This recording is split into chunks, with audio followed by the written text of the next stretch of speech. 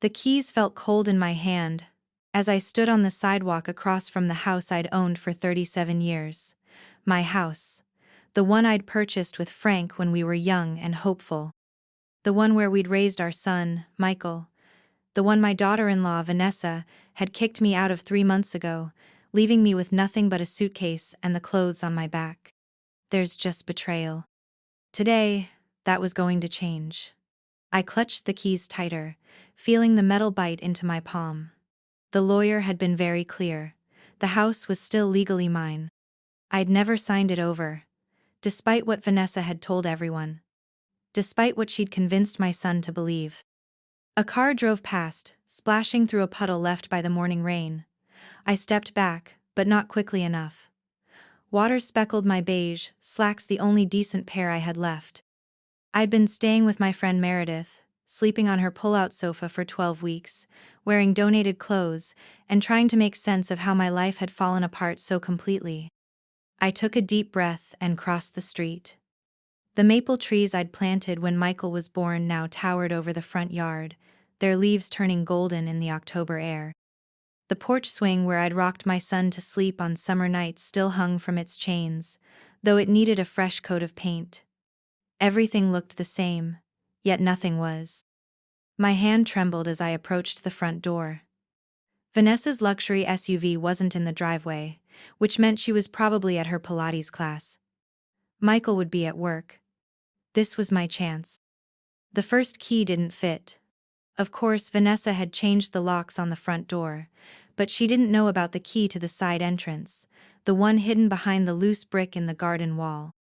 Frank had installed that door when we renovated the kitchen 20 years ago, and we'd always kept a spare key, just in case. I made my way around to the side of the house, my heart pounding. The loose brick was still there, untouched. I pried it out with fingers that had grown arthritic over the years, and there it was, the small silver key, tarnished but intact. The side door opened with a familiar creak. I stepped into my kitchen, and the scent of home washed over my cinnamon and furniture polish, and the faint trace of the rose-scented candles I'd always burned. For a moment, I stood frozen, overwhelmed by memories. The kitchen had been transformed. My cheerful yellow curtains were gone, replaced by sleek blinds. The oak table where our family had shared thousands of meals had vanished, and in its place stood a glass monstrosity that looked like it belonged in a magazine, not a home. My collection of hand-painted teacup souvenirs from a lifetime of travels with Frank had disappeared from the open shelves.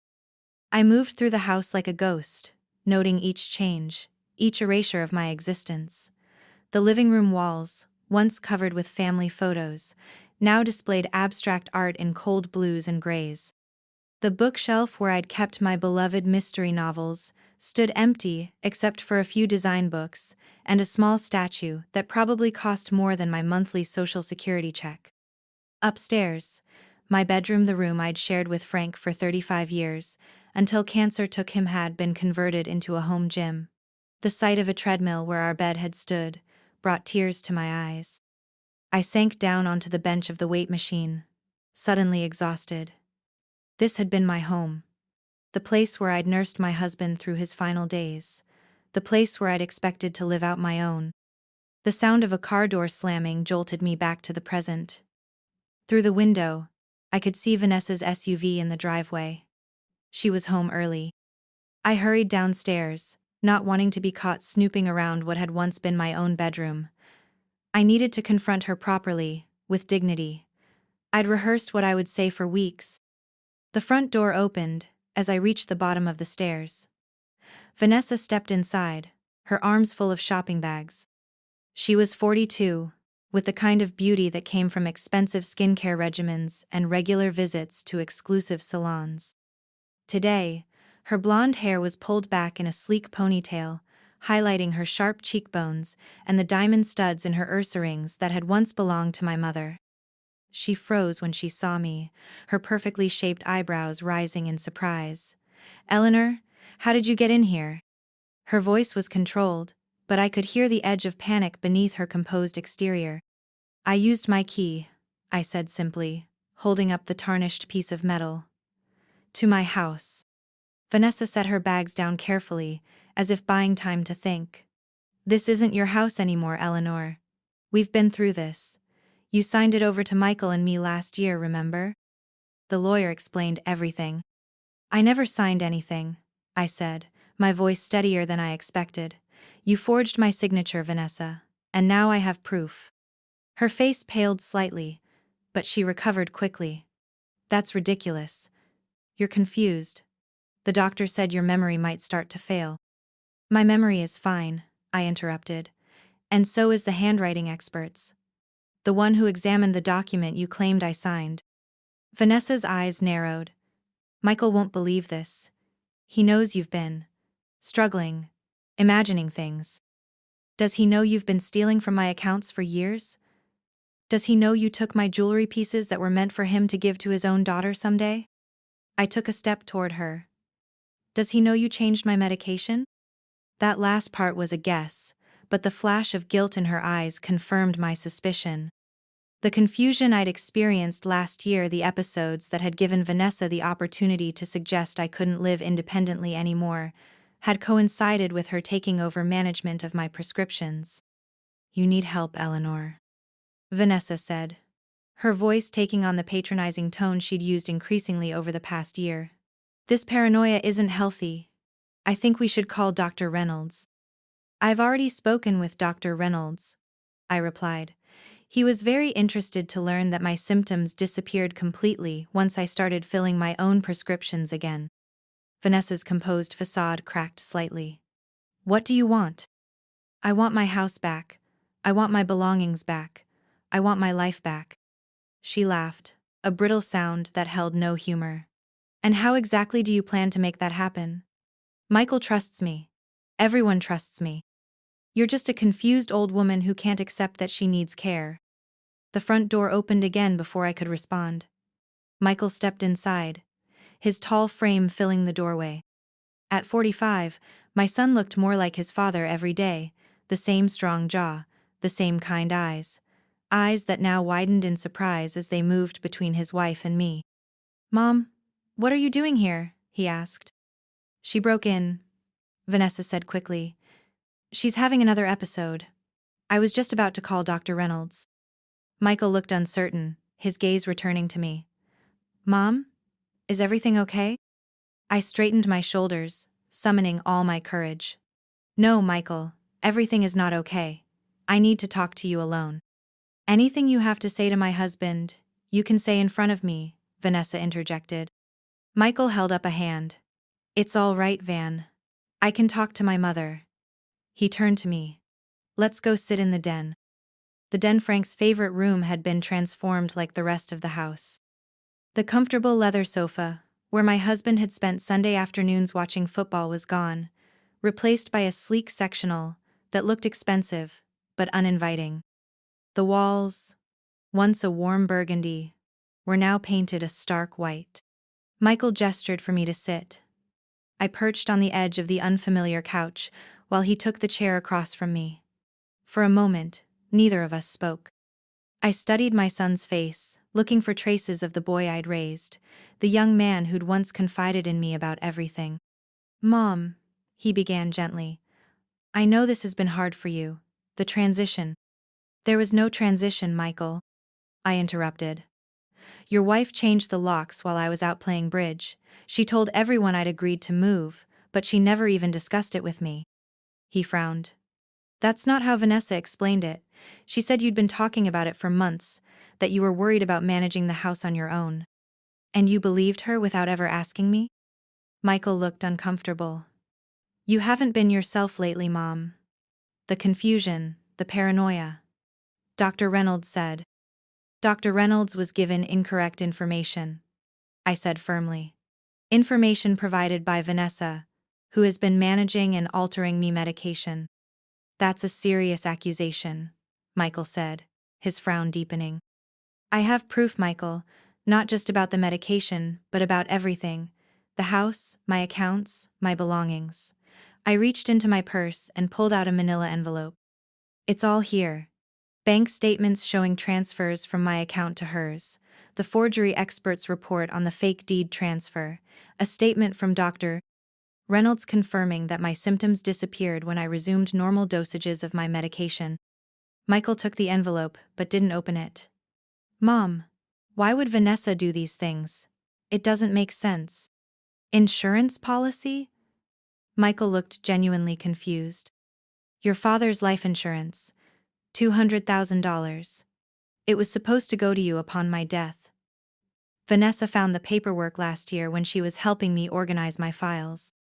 Shortly after that, she changed the beneficiary to herself. Michael shook his head. She wouldn't do that. She couldn't do that without your signature.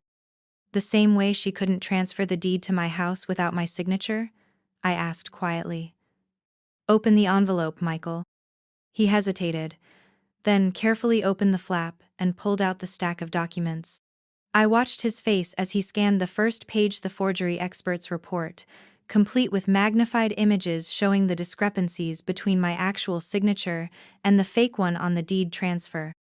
His face paled as he moved to the next document, bank statements showing regular transfers from my account to one in Vanessa's name only, starting small but growing larger over time. Then came the amended life insurance policy, with a signature that even to the untrained eye didn't match my handwriting. I don't understand, he murmured, shuffling through the papers. How could she? She thought I wouldn't fight back, I said. She thought at my age, I'd be too frightened, too confused, too isolated to challenge her, and for a while I was. Michael looked up at me, his eyes filled with a mixture of disbelief and dawning horror. What changed? Meredith, I said, thinking of my oldest friend with gratitude. When Vanessa locked me out, I called Meredith in tears. She took me in, helped me clear my head, and connected me with her son-in-law, who happens to be an excellent lawyer. The sound of heels clicking on hardwood interrupted us. Vanessa appeared in the doorway, her face a mask of concern that didn't reach her eyes. Everything okay in here? She asked, her gaze flicking to the papers in Michael's hands. Michael stood slowly, still holding the documents. No, Vanessa. Everything is not okay. She stepped into the room, eyeing the papers warily. What's that? Evidence, he said quietly. Evidence that you've been stealing from my mother, forging her signature, and manipulating her medical care. Vanessa's mask slipped for just a moment, revealing a flash of panic before she composed herself again. Michael, you can't possibly believe these fabrications. Your mother is confused. Stop! Michael's voice was firm. Just stop. Vanessa.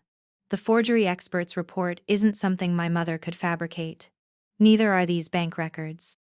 I can explain everything, Vanessa said, her voice taking on a desperate edge. The transfers were for her care. The house, she wanted us to have it. She told me so many times. And the life insurance policy? Michael asked. The one you changed to make yourself the beneficiary instead of me? Vanessa's face went completely white. She hadn't expected me to discover that particular betrayal. That was a mistake. The insurance agent must have misunderstood. Stop lying, I said, rising to my feet. It's over, Vanessa. I want my house back. I want my belongings back. I want my life back. She turned to me, her eyes suddenly cold. This is our house now. You have no proof that signature was forged. It will be your word against mine. And who do you think people will believe? A respected real estate agent? Or a confused old woman? They'll believe the forensic evidence. Came a new voice from the doorway. We all turned to see a man in his early 50s wearing a suit and carrying a briefcase. Thomas Wilson, Meredith's son-in-law and my lawyer. Mrs. Reynolds. He nodded to me, then turned to my son. Mr. Reynolds, I presume? And you must be Mrs. Vanessa Reynolds. His tone cooled noticeably when he addressed my daughter-in-law. Who are you? Vanessa demanded. Thomas Wilson, attorney at law. I represent Eleanor Reynolds. He stepped into the room and set his briefcase on the coffee table. I have here a court order restoring possession of this property to its legal owner, Eleanor Reynolds. He handed Vanessa an official-looking document. She stared at it, her perfectly manicured fingers trembling slightly. This is ridiculous, she sputtered. We have a deed. A deed with a forged signature. Thomas interrupted smoothly. Which constitutes fraud. The court has already made its preliminary ruling based on the forensic evidence. Mrs. Reynolds is the legal owner of this property. Vanessa turned to Michael, her eyes wide. Michael, you can't let this happen. This is our home. What about Lily? She invoked their 16-year-old daughter, who was away at boarding school, a school paid for, I suspected, with money from my accounts. Michael looked at his wife, as if seeing her for the first time. What have you done, Vanessa? How could you do this to my mother? I did it for us. Vanessa cried, dropping all pretense. For our future. Your mother is old. She doesn't need this big house. All this money. We have years ahead of us. Plans. Dreams. Plans and dreams built on stealing from my mother, Michael said, his voice hollow with disbelief. Reynolds' medication. The district attorney is very interested in those aspects of the case. Criminal charges? Vanessa whispered, her composure finally cracking completely. Potentially, Thomas confirmed. Elder abuse is taken very seriously these days. Vanessa sank onto the couch, her face in her hands. This can't be happening. I felt no satisfaction in her distress, only a profound sadness. This woman had been part of my family for 20 years. I'd welcomed her, loved her daughter, trusted her. Michael, I said gently. I never wanted it to come to this. I tried to talk to you so many times last year, but you were always too busy. Or Vanessa would interrupt. Or, I know, Mom, he said, his voice thick with regret. I should have listened. I should have paid attention. He looked at the papers in his hands again, then at his wife, who sat silently weeping gore pretending to tune the couch. I don't know what to say. I don't know what to do. Thomas spoke up. According to the court order, Mrs. Vanessa Reynolds has 48 hours to vacate the premises. Mrs. Eleanor Reynolds is entitled to immediate re-entry and possession. 48 hours? Vanessa's head snapped up. That's impossible. Where am I supposed to go? The irony of her question wasn't lost on any of us. For 3 months, I'd been essentially homeless, relying on the kindness of a friend, while Vanessa lived in my house, slept in my bed, and spent my money. Perhaps you should have considered that before you left your mother-in-law on the streets, Thomas said, his professional demeanor slipping just enough to reveal his personal disgust. Michael turned to me, his eyes pleading. Mom, I had no idea. You have to believe me. I never would have let this happen if I'd known. I wanted to believe him. I needed to believe him. He was my only child, my last connection to Frank. I know you wouldn't deliberately hurt me, Michael. But you stopped seeing me. Really seeing me. You let Vanessa convince you I was just a confused old woman whose words couldn't be trusted. He flinched at the truth of it. I'm so sorry. Thomas checked his watch. Mrs. Reynolds, would you like me to stay while you get settled back in? I can help explain the terms of the court order if there are any questions. I looked around at what had once been my comfortable den, now transformed into a showplace that bore no trace of the life Frank and I had built. Getting settled back in would mean more than just unpacking a suitcase. It would mean reclaiming my space, my identity, my dignity. Yes, I said firmly. I'd like you to stay. I turned to my son. Michael, we have a lot to talk about. But first, I need to know where my things are. My clothes, my books. Frank's things that I kept. Michael looked at Vanessa, who remained silent, her face now set in a hard mask of resentment. Van? Where are Mom's belongings? Storage, she muttered. The unit on Maple Street. The key? Michael pressed. Vanessa reached into her pocket and pulled out a key ring, removing a small key with obvious reluctance. She handed it to Michael without looking at him. As I watched this exchange, I realized how much damage had been done not just to me, but to my son's marriage, to my relationship with him, to our entire family. Reclaiming my house was just the beginning. Rebuilding trust, if that was even possible, would take much longer. But standing in my own home, with the weight of fear and uncertainty finally lifting from my shoulders, I felt something I hadn't experienced in months. Hope. I was 68 years old, not dead. I had survived losing Frank, and I would survive this too. I would reclaim not just my house, but my life. Whatever it takes. I closed my hand around the key, feeling its sharp edges press into my palm, a small pain, but one that reminded me I was still here, still fighting. Thank you, Michael. That's a start. Thomas left after ensuring I was comfortable being back in my own home. Michael stayed, hovering uncertainly in spaces that no longer felt familiar to either of us. Vanessa had disappeared upstairs, the sound of drawers opening and closing, closet doors slamming, making her fury evident even from a distance. I should check on her, Michael said, glancing toward the staircase. This is a lot to process. I bit back the retort that rose to my lips. This was a lot for Vanessa to process? What about what I'd been through? But alienating my son further wouldn't help anything. As Michael headed upstairs, I wandered through the first floor of my home, cataloging changes. The dining room tableau antique oak piece Frank and I had purchased on our 10th anniversary was gone, replaced by something sleek and modern. The china cabinet that had displayed my grandmother's wedding dishes stood empty, its glass doors reflecting my tired face as I peered inside. Where are my dishes? I murmured to myself, running a finger along the bare shelf. I continued my inventory of losses. The collection of family photographs that had lined the hallway, the handmade quilt that had draped over the living room sofa, the antique clock that had chimed every hour from its place on the mantel. All gone. In the kitchen, I opened cupboards to find unfamiliar dishes arranged in perfect stacks. My mismatched collection of mug souvenirs from vacations, gifts from students during my teaching years, a chipped one that had been Frank's favorite had been replaced by a coordinated set in a trendy shade of teal. I sank into a chair at the glass-topped table, feeling overwhelmed.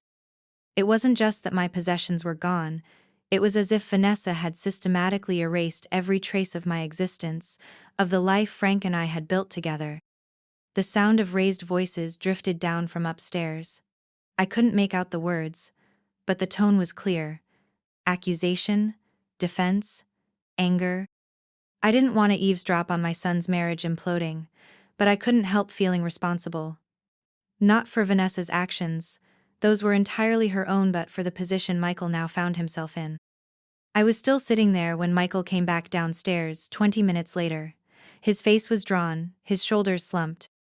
"Vanessa's packing some things," he said, his voice flat. "She's going to stay with her sister for a few days while we figure things out." I nodded, not trusting myself to speak. What was there to say? "I'm sorry your wife turned out to be a thief and a liar. I'm sorry I had to be the one to show you the truth." Michael sat across from me, his hands clasped tightly on the glass tabletop. "Mom, I need to know everything. From the beginning." I took a deep breath. "It started about a year and a half ago, after I fell in the garden and sprained my ankle. Do you remember?" He nodded. "Vanessa suggested you might need help around the house after that." "Yes. She offered to come by a few times a week, to help with cleaning and errands. It seemed kind at the time." I paused, remembering how grateful I'd been initially. "Then she suggested managing my medications. She said it would be easier if she organized them in one of those daily pill containers." "That makes sense," Michael said, then winced. "I mean, it seemed to make sense at the time." "It did," I agreed. "But then I started having episodes of confusion, dizziness, memory lapses. Dr. Reynolds adjusted my medications, but it only got worse. Vanessa started telling everyone that I was declining rapidly." Michael's face flushed with shame. "She said you were showing early signs of dementia, that you were getting paranoid, accusing her of stealing things when you just misplaced them." I nodded. "Meanwhile, she actually was taking things.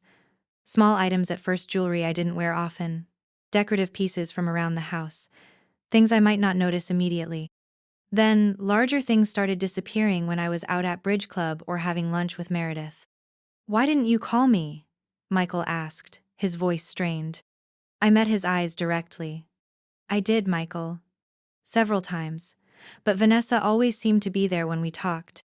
And when I tried to bring up my concerns, you'd change the subject. Or tell me I was being forgetful. He looked away, unable to hold my gaze. I thought I was protecting you. From embarrassment, from facing something difficult. I know, I said softly. You've always tried to protect me, ever since you were a little boy. Ever since your father died. The mention of Frank hung in the air between us. He'd been gone for 7 years now, but his absence still felt raw sometimes.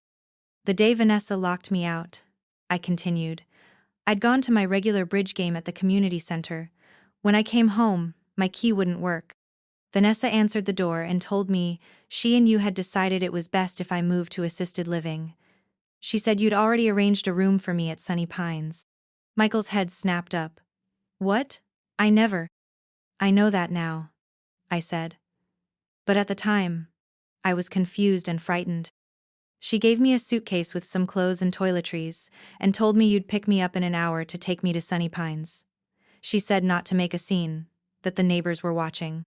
Oh God, Michael whispered, covering his face with his hands. I was too shocked to argue. I took the suitcase and left. I sat on a bench in the park for hours, trying to make sense of it all. When you didn't come, I finally called Meredith. I was in Chicago, Michael said, his voice muffled by his hands. On a business trip. Vanessa told me you'd decided to stay with Meredith for a few days because her arthritis was acting up and she needed help. And you didn't think to call and check on me? The question came out sharper than I intended. Michael lowered his hands, his eyes red-rimmed. I did, actually. I called your cell phone, Vanessa answered. She said you were napping and she didn't want to disturb you. I stared at him. She answered my phone? I didn't even know she had it. She must have taken it from my purse before giving me the suitcase.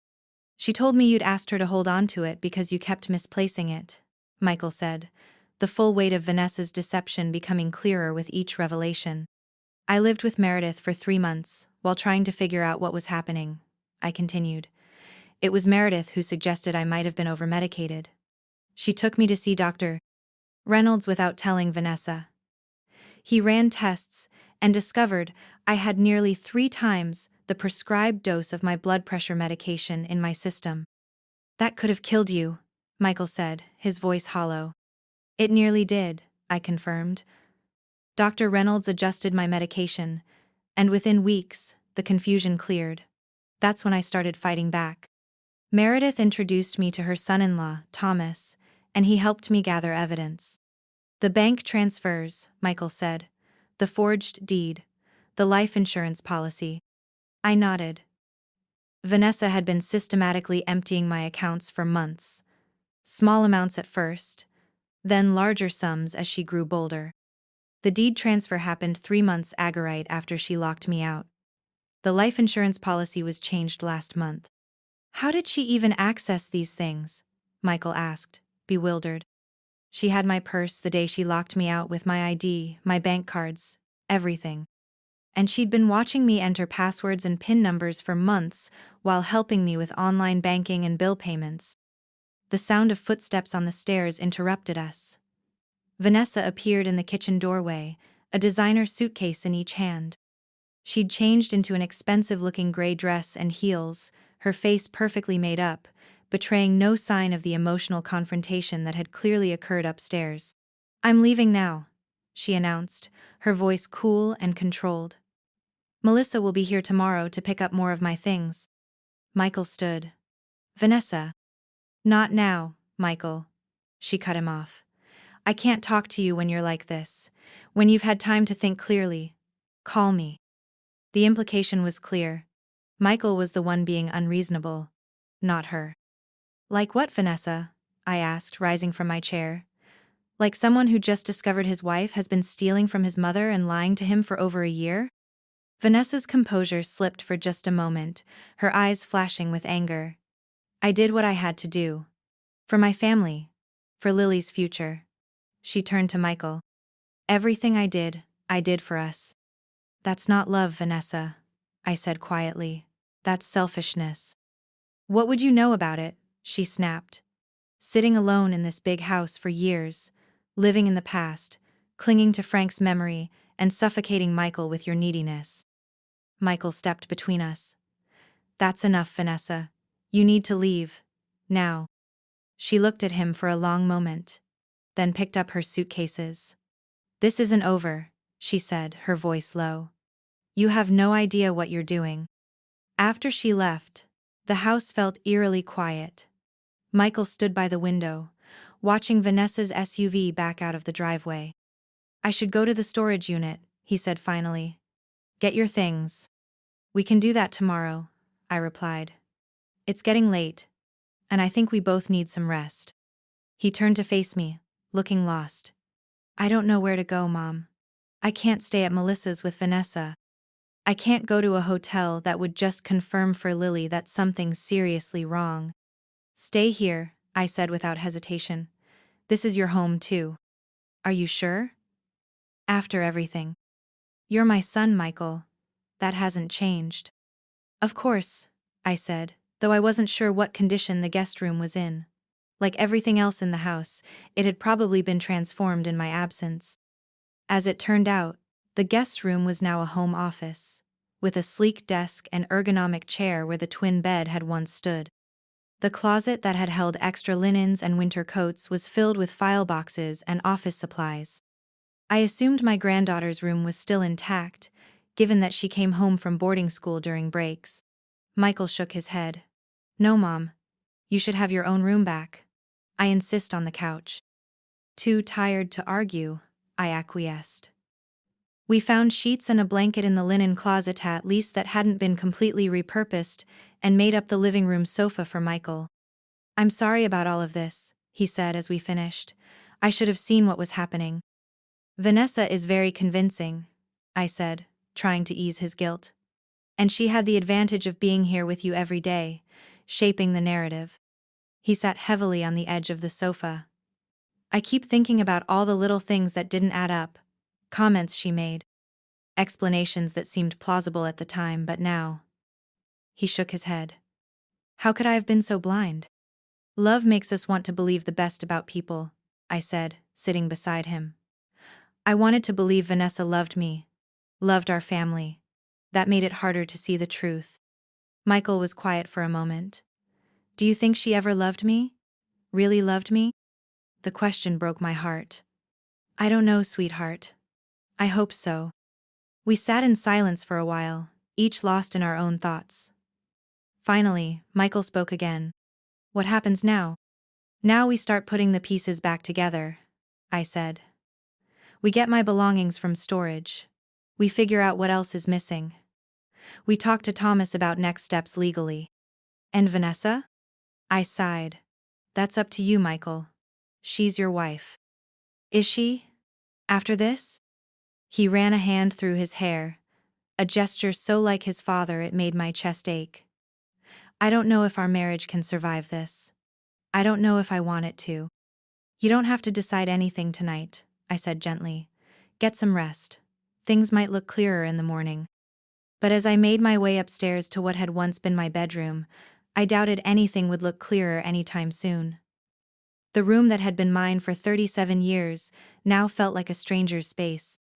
The walls had been painted a stark white, the warm floral bedspread replaced by a gray duvet that looked expensive but uninviting.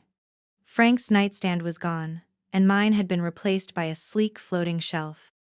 I opened the closet to find it filled with Vanessa's clothes designer labels and expensive fabrics in a palette of neutrals. My own clothes, the few items that hadn't been packed in the suitcase Vanessa had given me, were nowhere to be seen. I sat on the edge of the bed, suddenly overwhelmed by the enormity of what lay ahead. Reclaiming my house was just the first step.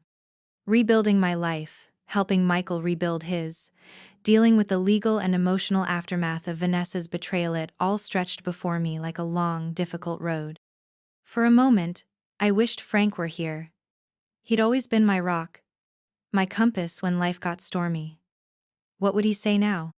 One step at a time, Ellie. I could almost hear his voice. Just take it one step at a time.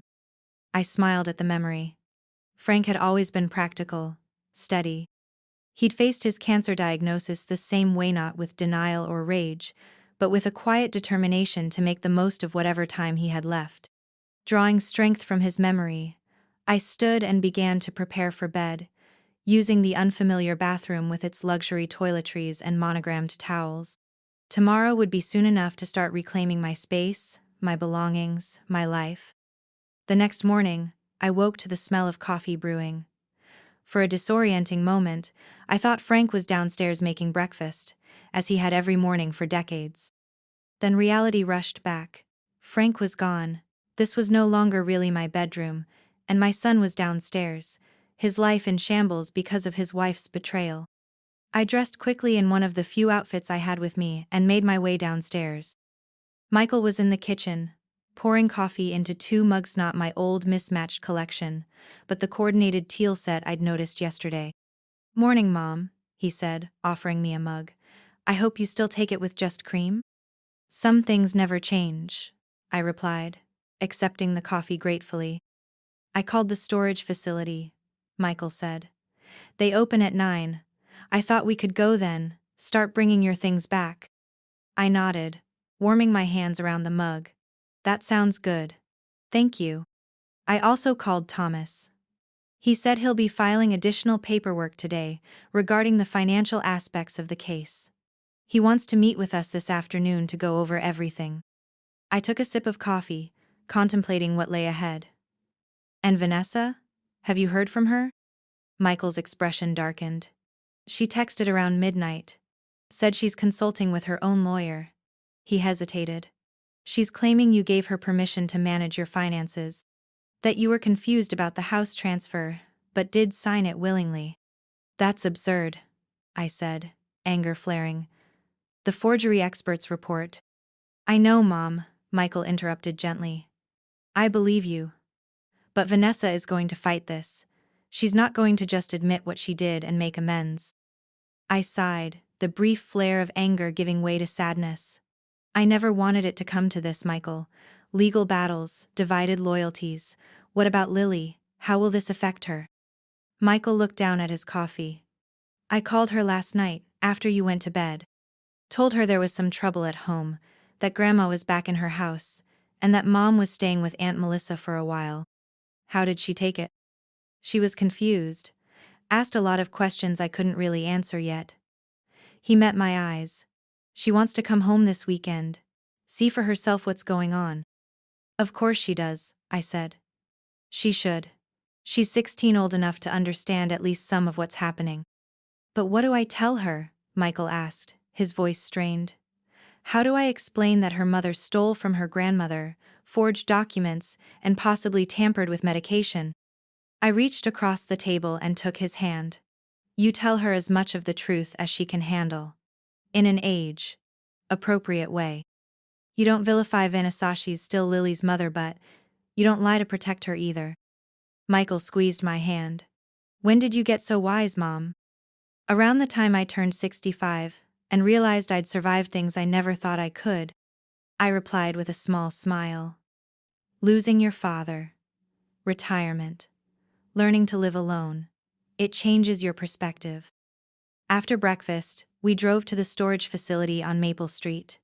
The unit was larger than I'd expected, a 10 by 20 space, filled with furniture, boxes, and plastic bins. "She kept everything," Michael said, sounding surprised as we stood at the open door, surveying the contents. I stepped inside, moving carefully between stacked boxes. There was my dining room table, disassembled but intact. My china cabinet stood against the back wall, and beside it, carefully wrapped in moving blankets, was Frank's old recliner, one I'd kept in the living room after he died, even though it didn't match the rest of the furniture. "She didn't throw anything away," I murmured, running my hand over a box labeled Eleanor's books, in Vanessa's precise handwriting. "Why store it all if she was just going to get rid of it?" Michael wondered aloud. "Because she needed to maintain the fiction that I'd willingly moved out," I realized. "If she'd thrown everything away, you might have questioned it. This way, she could say I'd decided what to take with me, and had asked her to store the rest until I was settled." Michael shook his head. the depth of Vanessa's deception still sinking in. Where do we even start? I looked around at the physical remnants of my life with Frank, our family history packed away in neat boxes. Let's start with the essentials: clothes, personal items. Then maybe the bedroom furniture so I can sleep in my own bed tonight. We spent the morning loading boxes into Michael's SUV and making trips back to the house. With each box unpacked, each familiar item returned to its place, I felt more grounded, more myself. By early afternoon, my bedroom was starting to look like mine again. My old dresser had replaced Vanessa's modern vanity, and my quilted bedspread now covered the bed instead of the gray duvet. Frank's nightstand was back in its place beside the bed, and on it, the photograph of our wedding day that had stood there for decades. As I placed the photo on the nightstand, I paused, studying our young faces. Frank, handsome in his rented tuxedo, his arm around my waist. Me in my mother's altered wedding dress, looking up at him with such hope, such certainty. We had a good life, didn't we? I whispered to his image. Despite everything. Despite the end. Mom? Michael called from the doorway. Thomas just called. He can meet us at 4. As we prepared to leave for the meeting with Thomas, I caught a glimpse of myself in the newly rehung mirror in the hallway. I looked tired, older than my 68 years.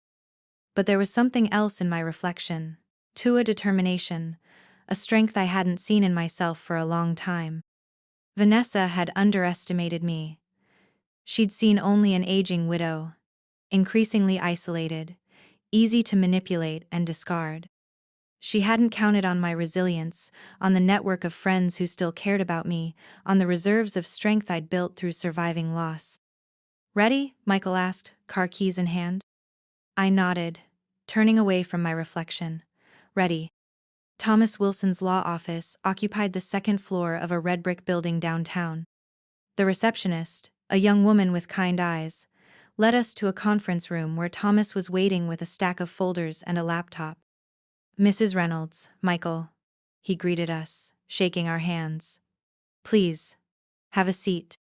The conference room was tastefully decorated in muted blues and grays, with framed diplomas and professional certificates lining one wall. A large window overlooked the town square, where the oak trees were beginning to show their autumn colors.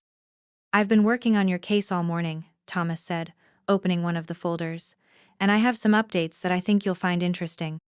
Good news or bad news? I asked, bracing myself.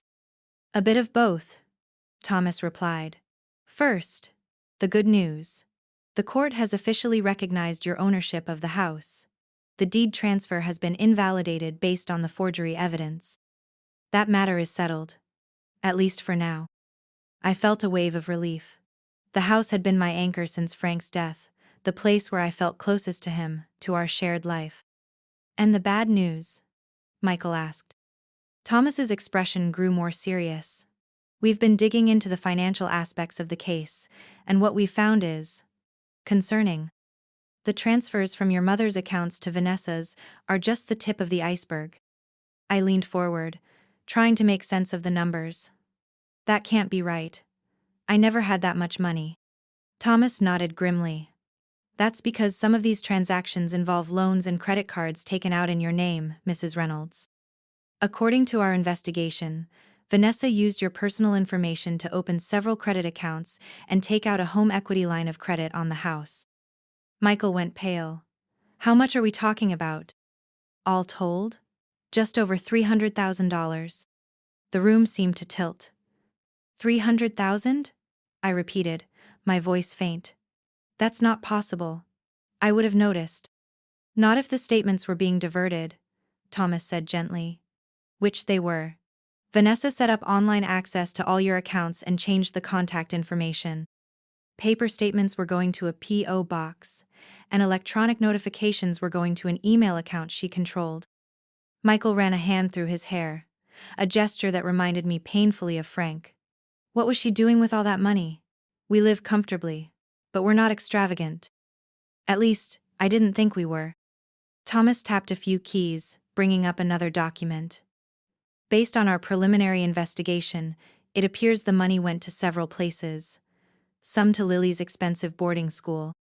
some to investment accounts in Vanessa's name only, and a significant amount, about $80,000, to a property purchase. What property? I asked, confused. A beachfront condominium in Florida, Thomas replied. Purchased 6 months ago in Vanessa's name only. Michael looked stunned. She bought a condo? Without telling me? It appears so, Thomas confirmed. The purchase was made through a shell company, but we've traced it back to Vanessa.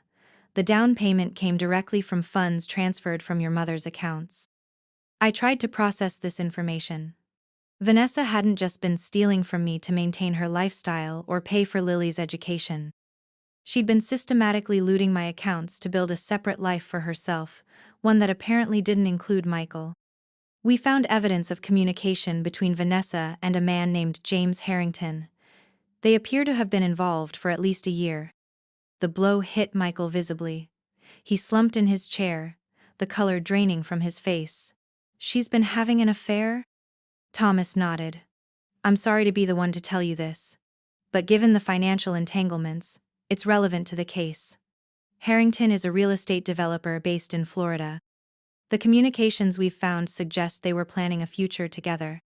Using my money, I said, anger finally breaking through my shock. He hesitated, glancing between Michael and me. The medication issue. I tensed. The weeks of confusion, dizziness, and memory lapses had been frightening, not just the symptoms themselves, but the growing fear that I was losing my mind, that dementia was setting in just as it had with my own mother. We've been in contact with Dr. Reynolds, Thomas continued. He's provided documentation showing that your symptoms were consistent with excessive doses of your blood pressure medication. He's prepared to testify that, in his medical opinion, this overmedication was deliberate and could have had fatal consequences if it had continued. She could have killed you, Michael said, his voice hollow. It's possible that was the intent, Thomas said carefully. Or at least, that she wouldn't have been particularly troubled by that outcome. The life insurance policy naming her as beneficiary suggests she was preparing for that possibility. The room fell silent, as the full implications sank in. Vanessa hadn't just been stealing from me. She hadn't just been planning to leave Michael for another man. She had been willing to endanger my life, perhaps even end it further her plans. What happens now? I finally asked, my voice steadier than I expected. Now we take all of this evidence to the district attorney, Thomas replied. The financial fraud alone is a serious crime. The medication tampering elevates it to a potential case of attempted murder. Murder? Michael repeated, the words seeming to echo in the quiet room. My wife. The mother of my child. He looked up, his eyes haunted. How do I tell Lily any of this? I reached over and took his hand. One step at a time, Michael. Let's deal with the legal aspects first.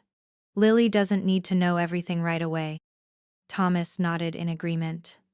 I'd recommend discretion for now, especially regarding the affair and the more serious criminal implications. Lily will need to know that her mother has done something wrong and is in legal trouble, but the details can wait until we have a clearer picture of how this will unfold.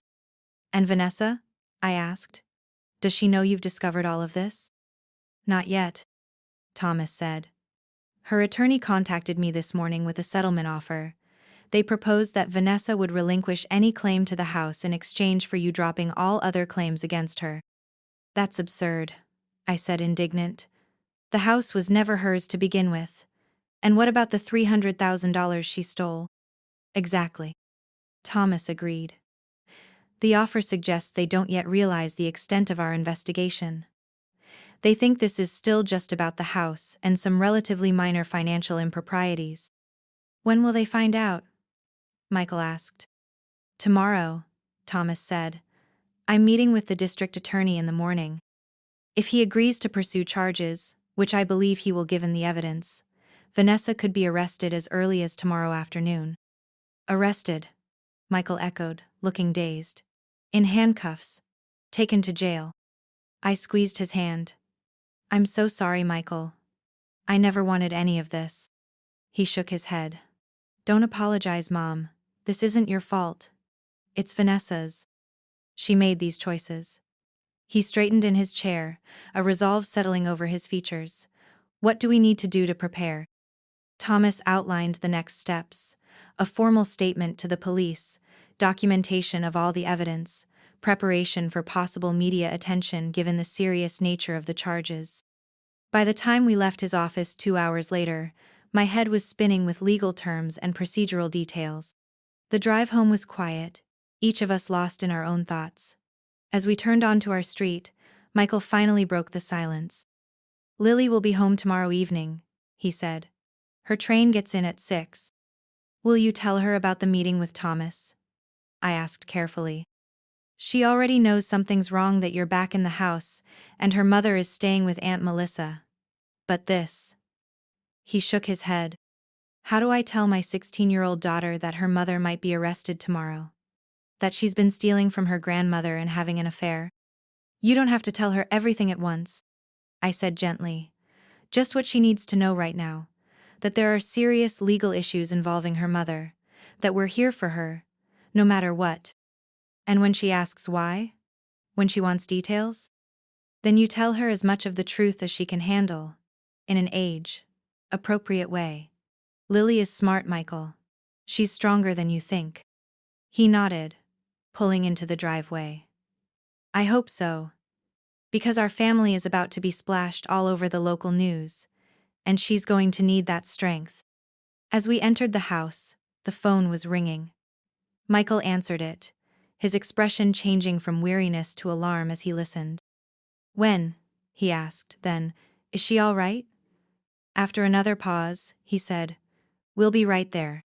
He hung up and turned to me, his face grim. That was Melissa. Vanessa showed up at her house an hour ago, demanding to see Lily. When Melissa told her Lily was still at school, Vanessa became hysterical. Started accusing Melissa of hiding Lily from her, of turning her family against her. When Melissa asked her to leave, Vanessa refused. They argued, and Vanessa pushed Melissa down the porch steps. Oh my God, I gasped. Is Melissa hurt? Sprained wrist and some bruises. She's at the emergency room now. The police were called, but Vanessa left before they arrived. They're looking for her. Where would she go? I wondered aloud. Michael's phone buzzed with a text message. He checked it, his expression darkening further. Apparently here, that's Melissa again. The police just called her. A neighbor reported seeing Vanessa's car parked down the street from our house. I moved to the window, peering out at the quiet suburban street. I don't see her car. The neighbor said it was parked about 6 houses down, Michael said, joining me at the window. She must be watching the house. A chill ran through me. Why? What does she want? I don't know, Michael admitted. But given what we just learned about her, and now this incident with Melissa, I'm concerned about her state of mind. As if on cue, Michael's phone rang again. He checked the caller ID and hesitated before answering. It's Vanessa. He put the phone on speaker. Vanessa? Where are you? Like you care.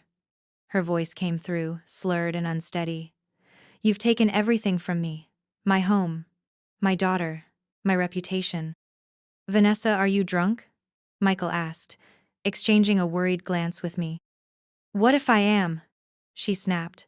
Wouldn't you drink if your entire life was falling apart? If your husband and his mother were conspiring to destroy you? No one is trying to destroy you, Michael said, keeping his voice calm. But you need to turn yourself in to the police, Vanessa. Assaulting Melissa was serious. She deserved it, Vanessa hissed. She's always hated me, always thought she was better than me, just like your mother. I flinched at the venom in her voice. Nowhere is safe for me anymore, Vanessa said, her voice breaking. You've seen to that. You and that interfering old woman. Vanessa. I want to see Lily. She interrupted. I need to see my daughter. Lily isn't here, Michael said truthfully. She's still at school. She comes home tomorrow. You're lying, Vanessa shouted. You're keeping her from me, just like Melissa. I'm not lying, Vanessa. Call the school if you don't believe me. There was a pause, filled only with the sound of Vanessa's ragged breathing. Then, in a voice suddenly cold and controlled, she said, "I know about the meeting with your lawyer today. I know you're planning to have me arrested." Michael and I exchanged alarmed looks. How could she know about our meeting with Thomas? "Vanessa, you need help," Michael said carefully. "Whatever you think you know." "I know everything," she cut him off. "I have friends, Michael. People who owe me favors. People who tell me things. Like how your precious mother and her lawyer are accusing me of trying to kill her." She laughed, a harsh, brittle sound. "If I'd wanted her dead, she would be." The threat hung in the air, chilling me to the bone. "That's enough, Vanessa," Michael said, his voice hardening. "You need to turn yourself into the police before you make things worse." "Worse?" she echoed. "How could things possibly get worse? I've lost everything. My home.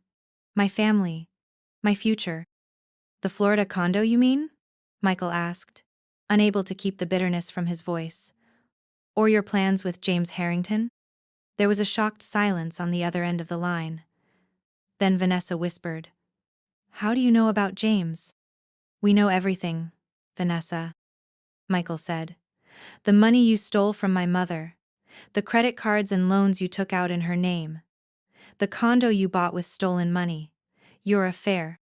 "You have no proof," she said, but her voice lacked conviction.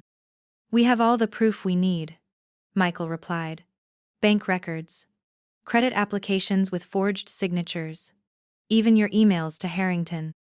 Another silence, longer this time. When Vanessa spoke again, her voice was different, colder, more calculating. "What would it take for this to go away? How much?" "It's too late for that," Michael said. "The evidence has already been turned over to the district attorney."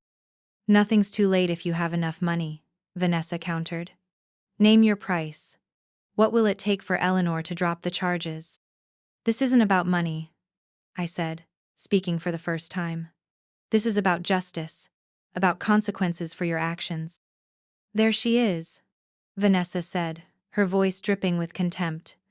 "The righteous Eleanor Reynolds. So perfect. So moral.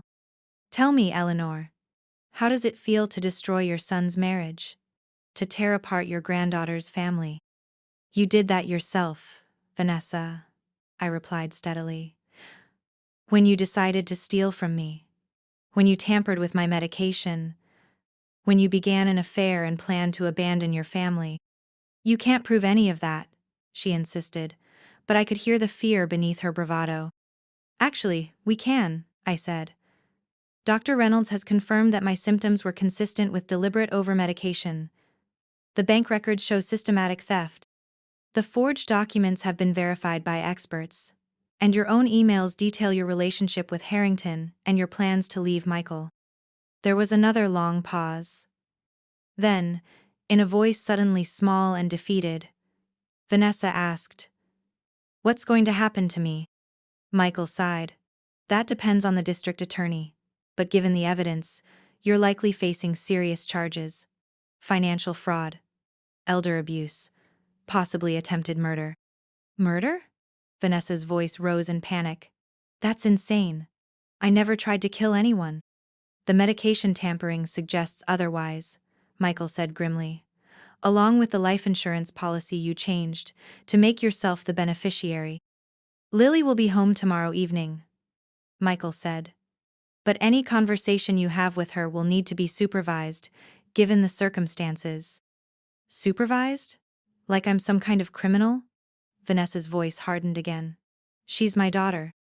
"And she's my daughter too," Michael reminded her. "A daughter you were apparently planning to abandon for your new life in Florida, with James Harrington." The line went dead before Michael could respond. He stared at the phone for a long moment, then set it down on the coffee table. "Do you think she'll turn herself in?" I asked. Michael shook his head. "I don't know." She sounded unstable, desperate. "Should we call the police? Tell them she's in the neighborhood?" "They already know," Michael said. "After what happened with Melissa, they're looking for her." He moved to the window again, scanning the street. "I don't see her car anymore. Maybe she left. But something in his tone told me he didn't believe that. And neither did I. The rest of the evening passed in tense silence. Michael called the hospital to check on Melissa, who had been treated and released with a brace for her sprained wrist. He also called Lily at school, reassuring himself that she was safe and unaware of the drama unfolding at home. "She's excited to come home tomorrow," he reported after hanging up. "Says she has tons of laundry and can't wait to sleep in her own bed." I smiled, grateful for this small piece of normalcy amid the chaos. "It will be good to see her. It's been too long." "Almost 2 months," Michael agreed. "The school keeps them busy on weekends with activities, and with everything happening here." He trailed off, his expression troubled. "How am I going to explain all this to her, Mom? Her mother could be in jail by the time she gets home." "We'll figure it out together," I promised, one step at a time. As night fell, the house grew quiet. Too quiet.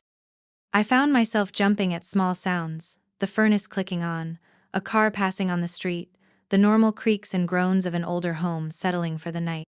"Maybe I should stay up," Michael said as we prepared to turn in. "Keep watch." "The police are looking for her," I reminded him. "And the doors are locked. Try to get some sleep. Tomorrow will be challenging enough." He nodded reluctantly. "You're right. But call me if you hear anything suspicious, okay?" "I will," I promised. In my bedroom reclaimed, but still not entirely mine again, I lay awake for hours, listening to the silence and thinking about Vanessa. Had there been signs I'd missed? Warnings I'd ignored? Had she always been capable of such calculated cruelty, or had something changed her? I thought back to when Michael first brought her home, 22 years ago. She'd been pretty and poised, eager to make a good impression. Frank had been charmed by her, and I'd been happy to see my son so in love. When they married a year later, I'd welcomed her into our family without reservation. After Lily was born, Vanessa had seemed to settle into motherhood with the same efficiency she brought to everything. The house was always immaculate, Lily always perfectly dressed, every milestone documented and celebrated. If sometimes I thought she was a bit too concerned with appearances, a bit too focused on status and material things, I dismissed it as generational differences. When had it changed? When had she started seeing me as an obstacle rather than family? When had she begun planning to steal from me, to erase me from my own home, perhaps even from existence itself? The questions circled in my mind, keeping sleep at bay. Outside, the wind picked up, rattling the windows. Rain began to fall, pattering against the glass. A perfect night for ghosts and regrets.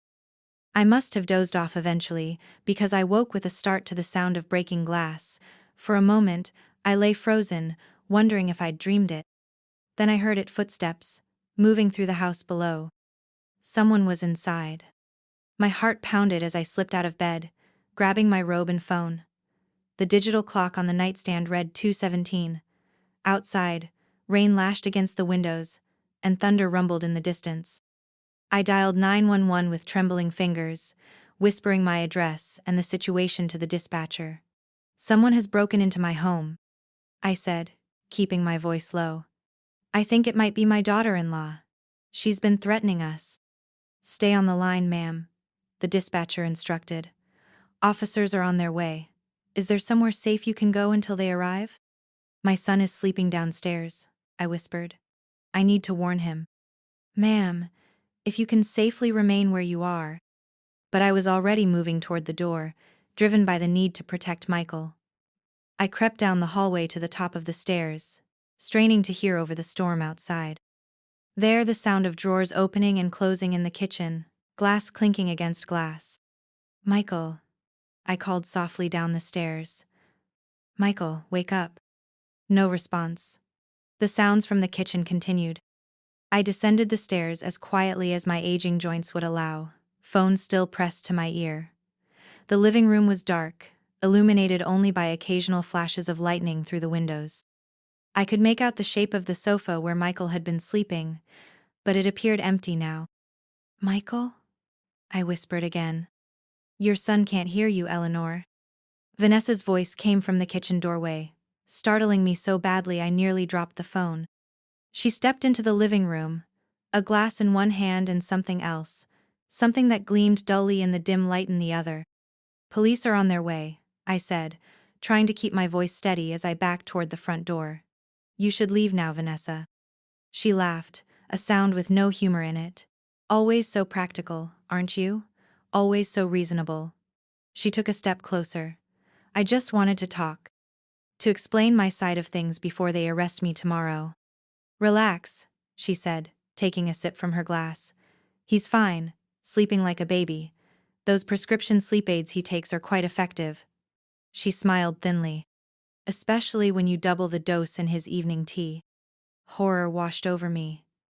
"What have you done to him?" "Nothing permanent," Vanessa assured me.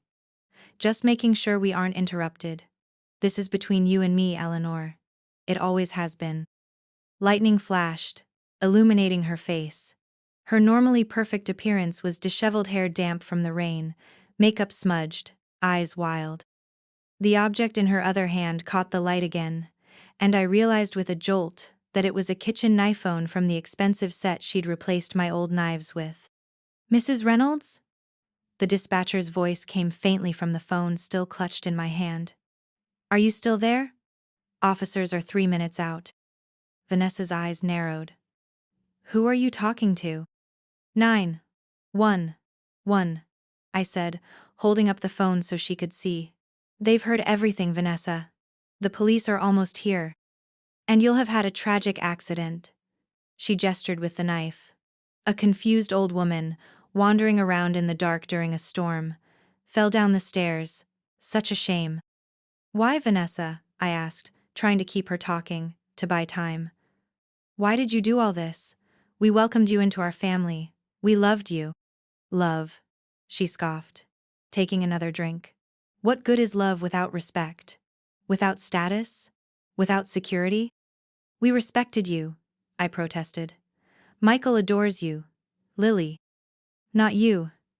She cut me off. "You never respected me. Always watching, always judging, with your perfect little house and your perfect little life. The devoted wife, the loving mother, the selfless grandmother." Her voice dripped with contempt. "Do you know what it's like living in the shadow of St. Eleanor? Having to hear about how you raised Michael on a teacher's salary, how you nursed Frank through his illness, how you maintain this house all by yourself." I stared at her, stunned by the bitterness in her voice. "I never tried to make you feel inferior, Vanessa." "You didn't have to try," she snapped. "Your mere existence did that. Always the martyr, never complaining, never asking for help, making the rest of us look selfish by comparison." "That was never my intention," I said, genuinely bewildered. "This monument to your perfect marriage. Every room filled with memories of Frank. His chair, his books, his photographs everywhere. A shrine to a dead man, while the living had to tiptoe around your grief." "Frank was Michael's father," I reminded her. "Those memories are his heritage. Lily's heritage.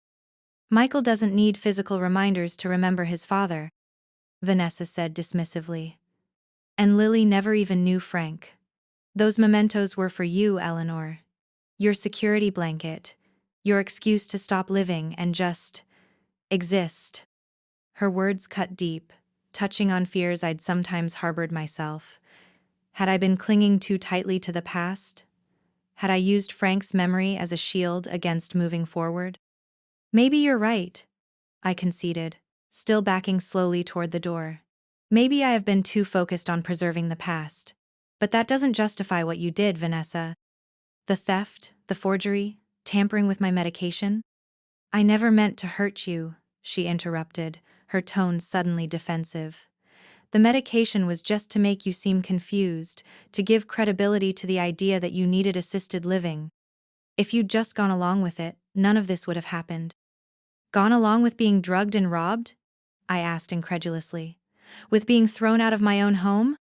"You would have been fine at Sunny Pines," she insisted. "Comfortable, cared for, and we would have had the house, the life we deserved." "The life you deserved," I corrected. "Not Michael. Not Lily. You. And James Harrington." At the mention of her lover's name, Vanessa's expression darkened. James understands me, appreciates me, doesn't compare me to his sainted mother, or expect me to live in a museum to his father's memory.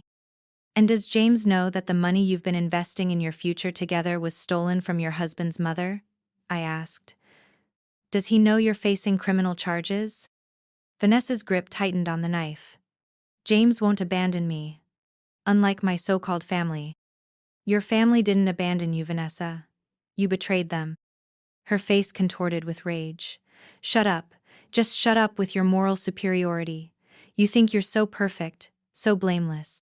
But you're just a selfish old woman who couldn't let go, who had to keep controlling everything and everyone around her. She lunged forward suddenly, the knife slashing through the air between us. I stumbled backward, my hip connecting painfully with the edge of the coffee table. The phone slipped from my hand, clattering to the floor. Vanessa, please, I gasped, raising my hands defensively. Think about what you're doing. Think about Lily. Don't you dare use my daughter against me, she hissed, advancing again. Everything I did was for her future, for her security. Was abandoning her part of securing her future? I challenged, desperate to keep her talking as I edged toward the fallen phone. Was running off to Florida with your lover going to help Lily? I would have sent for her, Vanessa insisted. Once I was settled, once I had everything arranged. Arranged? I echoed. You mean once I was dead and you'd collected the life insurance? Once Michael was so devastated by both our losses that he wouldn't fight you for custody? Something flickered in her eyes, guilt perhaps, or simply annoyance at having her plans so baldly stated. You don't understand. You've never understood what it's like to feel trapped, to need more than this. She gestured around the living room with the knife.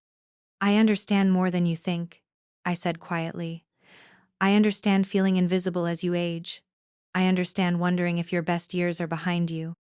I understand looking for something, anything, that makes you feel alive again. For a moment, Vanessa seemed taken aback by my empathy. Then her expression hardened once more. Save your understanding for someone who wants it. It's too late for that now.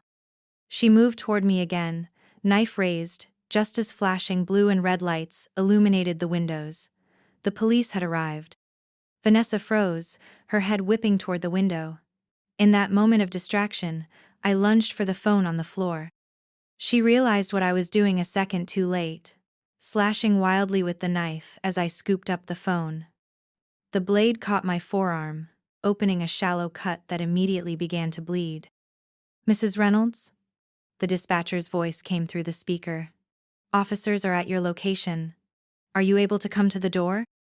She's armed, I gasped into the phone. She has a knife. My son is upstairs, unconscious. She drugged him.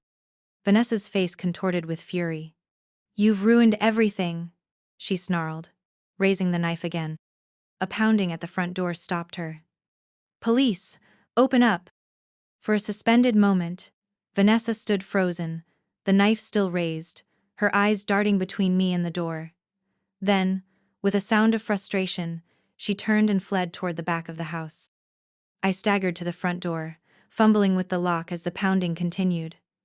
Finally, I managed to open it, coming face to face with two officers, their hands on their holstered weapons. She went out the back, I gasped, pointing. My daughter-in-law. She has a knife. One officer spoke rapidly into his radio while the other helped me to a chair. Are you injured, ma'am? I looked down at my bleeding arm. Just a cut. But my son, she said she drugged him. He's upstairs. The officer called for medical assistance, while his partner headed toward the back of the house. Within minutes, the house was swarming with police and paramedics. Michael was found in his bedroom, not on the sofa where I'd last seen him deeply unconscious, but breathing steadily. Looks like some kind of sedative, one of the paramedics told me, as they prepared to transport him to the hospital. His vitals are stable, but we'll need to monitor him and run some tests. I nodded, wincing as another paramedic cleaned and bandaged the cut on my arm. Will he be all right? Most likely, yes. These types of medications usually wear off without lasting effects. but we'll know more once we identify exactly what he was given. Can you tell me exactly what happened? I recounted everything: Vanessa's break-in, her threats, her revelation about drugging Michael, her attack with the knife. As I spoke, Thomas Wilson arrived, having been called by the police due to his connection to the case. "Eleanor," he said, taking in my bandaged arm with concern. "Are you all right?" "I'm fine," I assured him. "But Michael's been taken to the hospital. Vanessa drugged him." Thomas's expression darkened. "This changes everything. Assault, breaking and entering, drugging McKelthy's are serious felonies on top of the financial crimes." Sergeant Martinez nodded. "We'll need formal statements from both of you, and we'll want to interview Mr. Reynolds once he's conscious. In the meantime, we'll continue searching for Mrs. Vanessa Reynolds." "What about my granddaughter?" I asked suddenly, remembering. "Lily is coming home from school tomorrow today," I corrected, glancing at the clock that now read past 3 in the morning. "Is there someone who can meet her?" Thomas asked. "Given the circumstances, it might be best if she doesn't come home immediately." "Melissa," I suggested. "Michael's sister. She could meet Lily at the train station, take her to her house until we figure out what to tell her." The rest of the night passed in a blur of police questions, medical examinations, and worried calls to the hospital for updates on Michael. By dawn, I was exhausted, but too wired to sleep. Vanessa was still at large, though the police assured me they had officers watching the house and an alert out for her vehicle. Sergeant Martinez had left to coordinate the search for Vanessa, promising to return once they had news. Another officer remained stationed outside the house. "I can't sleep," I admitted. "Not until I know Michael is all right. Not until they find Vanessa." "At least sit down," Thomas urged, guiding me to the sofa. "You've been through a traumatic experience." I sank onto the cushions, suddenly aware of how much my body ached: my arm from the knife wound, my hip from hitting the coffee table, my joints from the tension of the confrontation. At 68, I wasn't built for midnight battles with knife-wielding intruders. "She really hates me," I said quietly, the realization still fresh and painful. "All these years, I thought we had a relationship. Not perfect, but family. And all that time, she was resenting me, plotting against me." Thomas sat beside me. "Some people are very good at hiding their true feelings, at wearing masks." "But why?" I wondered. "What did I ever do to make her hate me so much?" "From what you've told me, it sounds like Vanessa's issues have more to do with her own insecurities than anything you actually did," Thomas said thoughtfully. "Sometimes people resent those they feel they can't measure up to. And sometimes, that resentment turns toxic." I nodded, remembering Vanessa's bitter words about living in the shadow of Saint Eleanor. Had I inadvertently made her feel inadequate? Had my relationship with Michael, with Lily, sparked her jealousy? The ringing of Thomas's phone interrupted my thoughts. He answered, listened for a moment, then looked at me with relief. "That was the hospital. Michael is awake. Groggy, but conscious and oriented. The doctor says he'll make a full recovery." Tears of relief sprang to my eyes. "Thank God. Can we go see him?" "As soon as Sergeant Martinez returns," Thomas promised. "I don't want to leave you alone, and I'm sure the police will want to interview Michael as soon as possible." As if summoned by his words, there was a knock at the door. Thomas checked through the peephole before opening it to admit Sergeant Martinez, whose grim expression immediately set my heart racing again. "Did you find her?"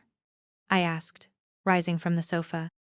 "Not exactly," Martinez replied. "But we did locate her vehicle. It was abandoned at Clayton Bridge." Clayton Bridge spanned the river at the edge of town, about 50 feet above the water. In the spring, when the river ran high and fast from snowmelt, it was a popular spot for kayakers and rafters. But in October, after a dry summer, the river was lower, revealing the rocks beneath. "There was a note on the dashboard," Martinez continued, "addressed to Lily." My hand flew to my mouth.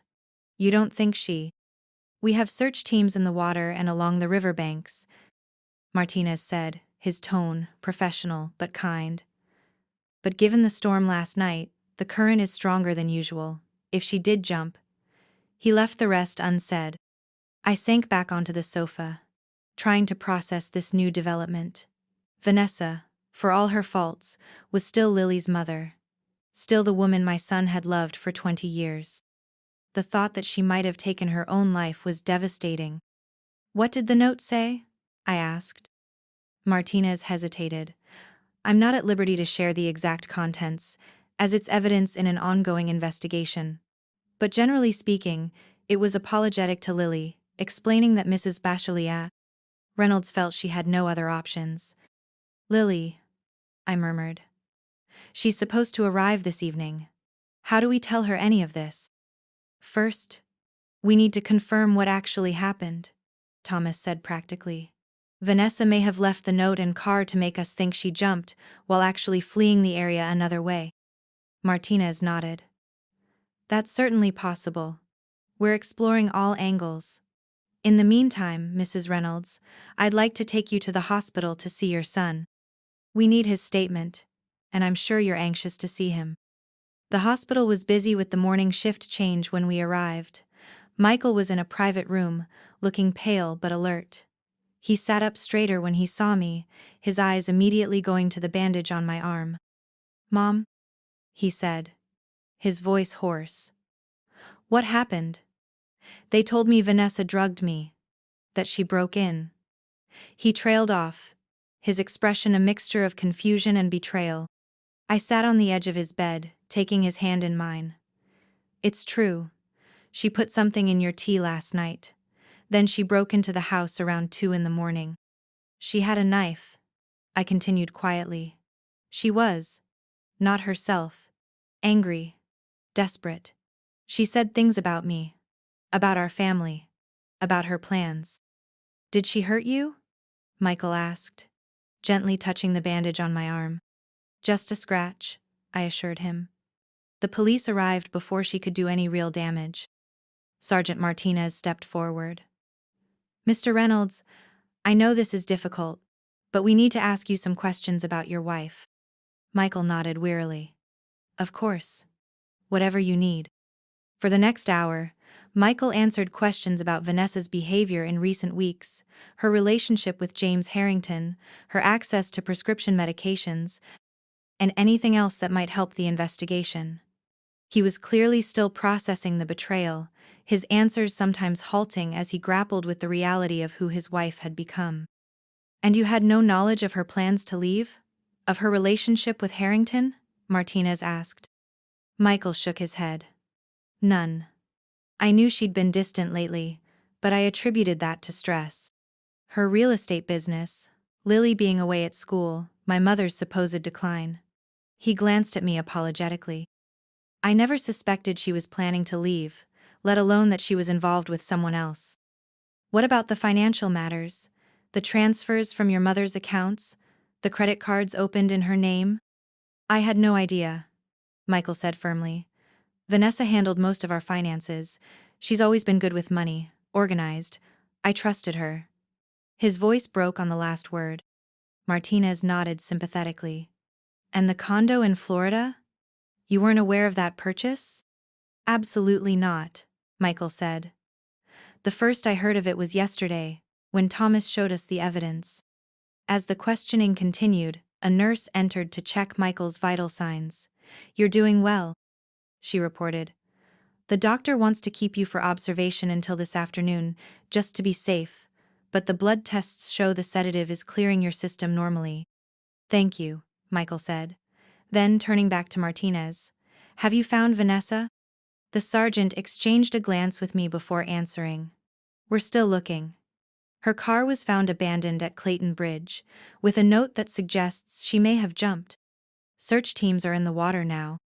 Michael went completely still, the color draining from his face. Jumped? You think she committed suicide? It's one possibility we're investigating, Martinez said carefully. But we haven't found a body, and there are other scenarios we're considering. Like what? Michael demanded.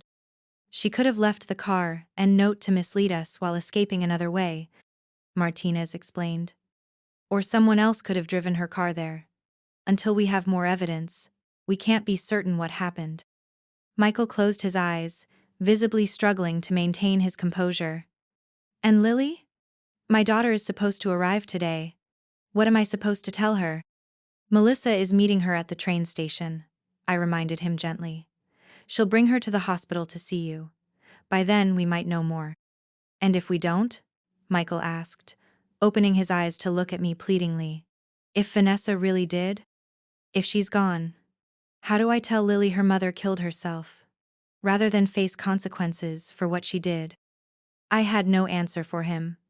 How do you explain to a 16-year-old that her mother stole from her grandmother, drugged her father, and potentially took her own life to avoid facing justice?